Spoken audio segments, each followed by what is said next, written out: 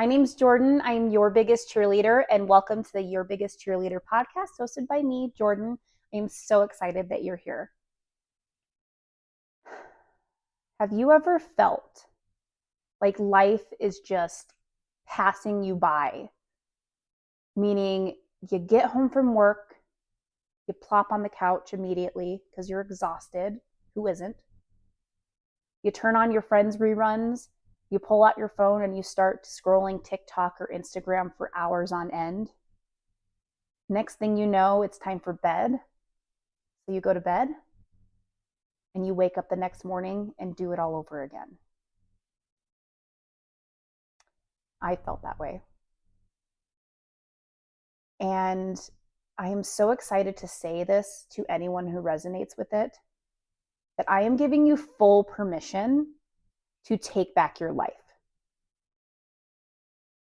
It's not going to be easy.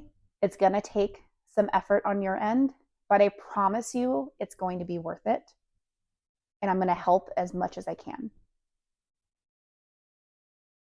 About 3 years ago, I was feeling this way. I would come home from work, I would plop on the couch next to my husband, and we would both sit there and just endlessly scroll on our social media platforms for hours and hours. Wouldn't even say a word to each other. And after a while, I started to notice that. It was like Groundhog's Day. And I'm just like, what in the world kind of life is this?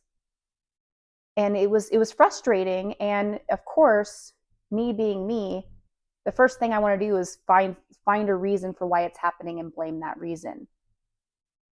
And, it caused quite a bit of fights between me and my husband, because I would look at him like, what's your problem? What's wrong with you? Why won't you talk to me? Blah. As if it was his fault that I was choosing to sit on the couch and scroll through social media and not conversate. And it took a while, but I finally got to a place with therapy that I finally started looking within.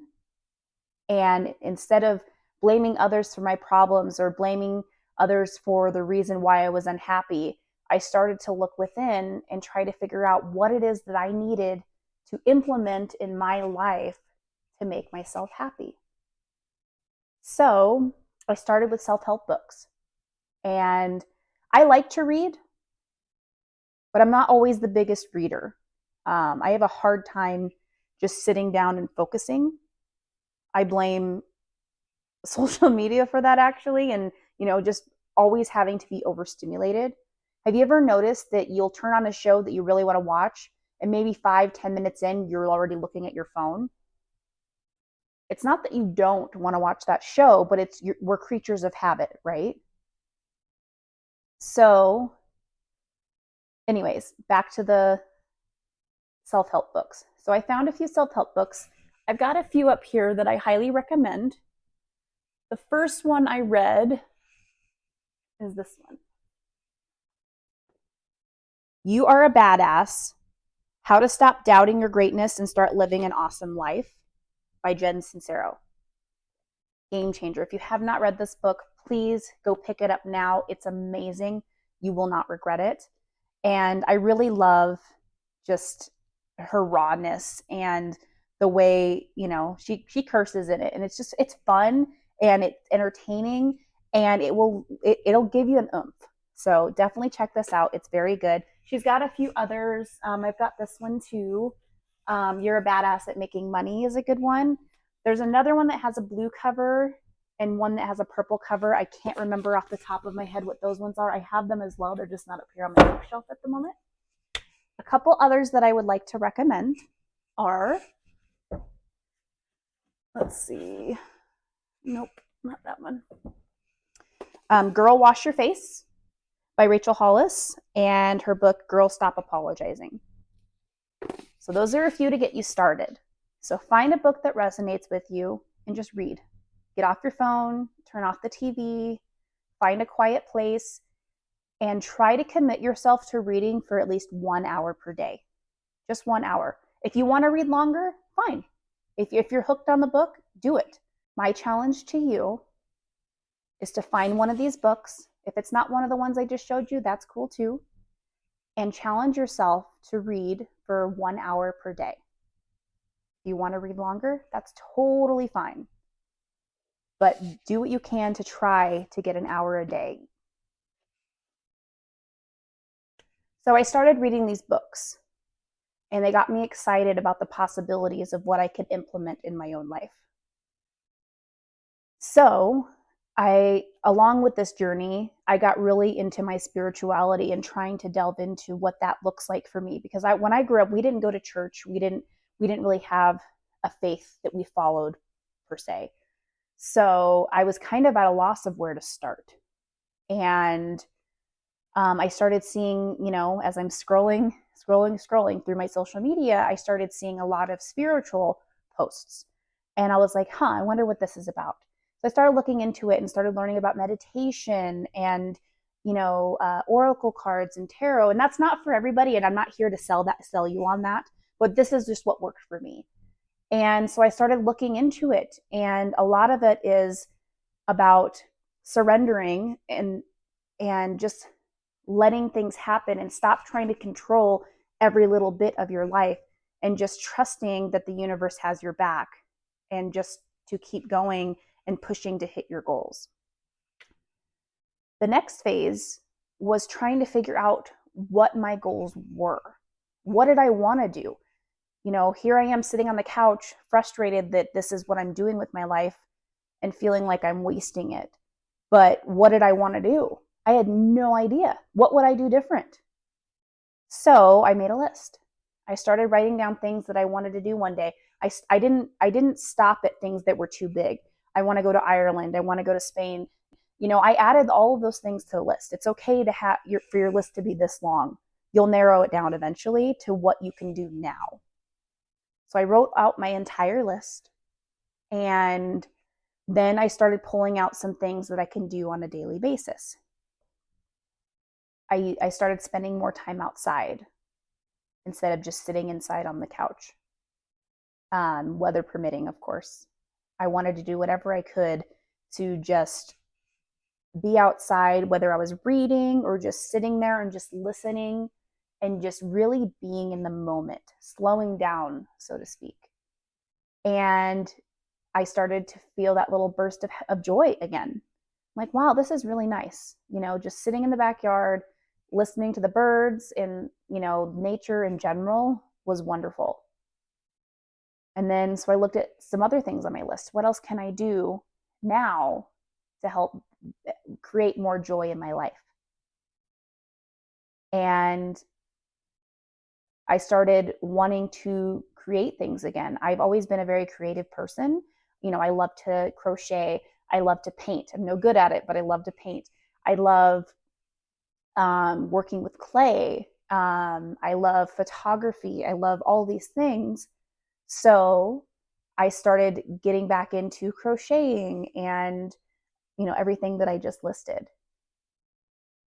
Anything to get me away from the TV and just sitting on the couch being miserable.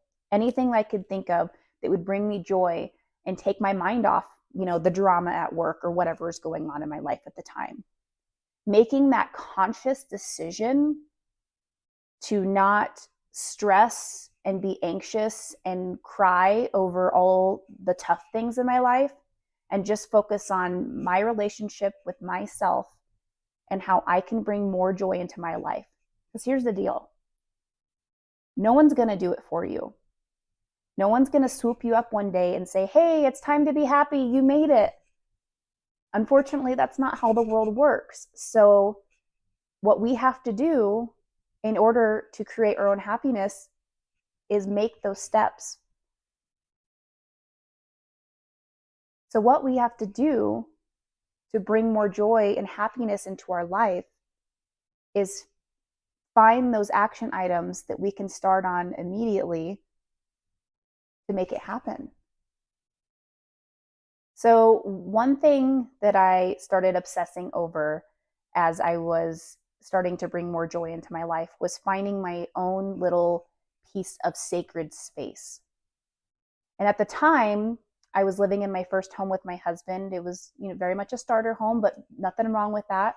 we made it ours and it was wonderful, but it was a smaller house and there wasn't really any place that I could really just call mine, my space.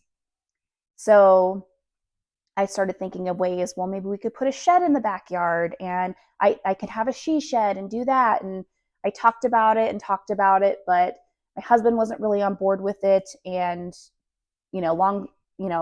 looking back, it wasn't a great idea, but I just wanted my own space. So come February of 2021, I'm scrolling on Zillow and I come across a house and it's kind of on the edge of town. It's on an 1.5 acre lot. It's much bigger than the house we have now, much more expensive than the house we have now, but something that I felt we could make work. So I showed it to my husband and I said, hey, let's go look at this house. And at first he's like, no, we're not doing that. Like, we're not in a position to buy a house right now. Like, no. And I looked at him and I said, Kyle, we talk all the time about moving at some point when we're both ready. And we've talked about whether we build a house in a new development or we find a house kind of out in the country on a bigger plot of land. And how are we going to know what we like if we don't start going out and looking at these things and getting our ideas so that we can start doing what we need to do to put that goal in motion? So he agreed. I contacted one of our realtor friends and he graciously was like, yes, let's go. We went and looked at it the same day. As we're walking through this house, it it's kind of funny now to think about it, because when we walked into it, it was like walking into an 80s time capsule. And I'll show some pictures at the end. And so we're walking through this and it's, so many possibilities were running through my head. I'm like, oh my gosh, we could do this here and this there and, all the things. So we're walking through, we tour the home. And then there's an external garage, and then we go and we tour that as well. And so we're standing in the garage, and I'm looking at my husband's face, and I can tell he is really considering this, and this is not at all how I expected today to happen. And so we're standing there. Our realtor walks away just to kind of give us some space so we can talk for a second. And he looks at me, and I look at him, and I say, are we doing this? And he goes, I think so.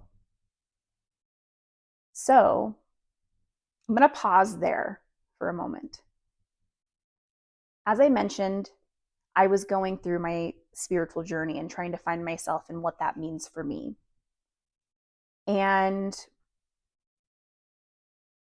I had started surrendering and just letting things happen and not getting worked up about things that didn't go my way in the moment, because eventually what's meant to be will be, and I will be taken care of one way or another. Maybe I really wanted this job, but I didn't get it and didn't understand why. And that's because this job came along and it was the perfect fit for me and so much better than this one ever would have been.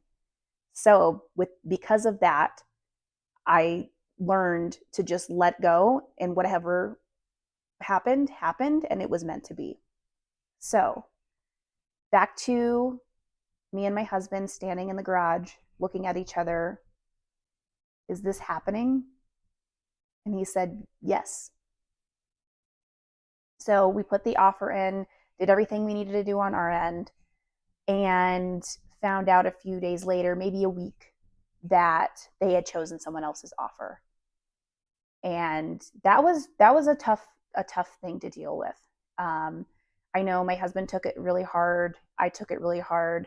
And then I immediately started looking at other things, and I kind of lost that, let it go into the universe for a moment. And then I reeled myself back in. I said, no, Jordan, no. If it's meant to be, it'll be. And I just need to let it go and not worry about it.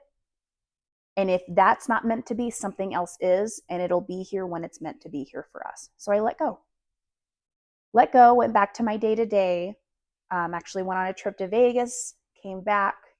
So this, a good month had gone by. And I remember telling people around me who knew that we didn't get the house, because we were so excited, we told everybody. And I was like, no, I just really feel like this is going to happen. Like, something's going to happen. I don't know what it is, but that's going to be our house. It felt like home. It felt like everything I ever wanted a home to feel like, with the exception of the way it looked, because I had a vision and I knew that we could make it our own. And, I had a few friends come to me and say, no, Jordan, I don't want you to get your hopes up. Don't get your hopes up, because I don't want to see you crushed if it doesn't happen. And I said, no, I'm fine. The universe has my back. It's something's going to fall through or something, and we're going to be fine. So fast forward a month from when we find out that we didn't get the house, our realtor friend calls us and says, hey, are you guys still interested in that acreage at the edge of town? And I'm like, holy crap, yes. So we're like, yes. And Kyle was a little hesitant at that point, but we moved forward because he just didn't want to, he won't admit this, but he didn't want his, he didn't want his hopes to go down again if for some reason it didn't go through. So, but yeah, we're like, yes.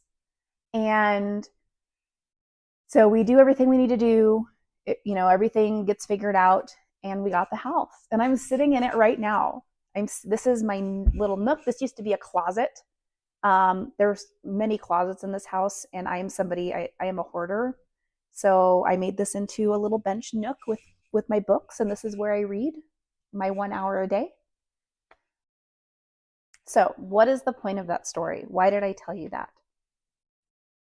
My point is that you can make one of two choices on your day-to-day life. One, you can come home, flop on the couch, scroll mindlessly through TikTok while also having this inner monologue of everything that happened that day that didn't go your way, or anything else in your life that just isn't going your way, and poor me, woe is me. Or you can make conscious decisions in your everyday life to let it go, do something that brings you joy, and remember that the universe has your back, and what is meant to be will be. My name's Jordan. I'm your biggest cheerleader. I'll see you next week.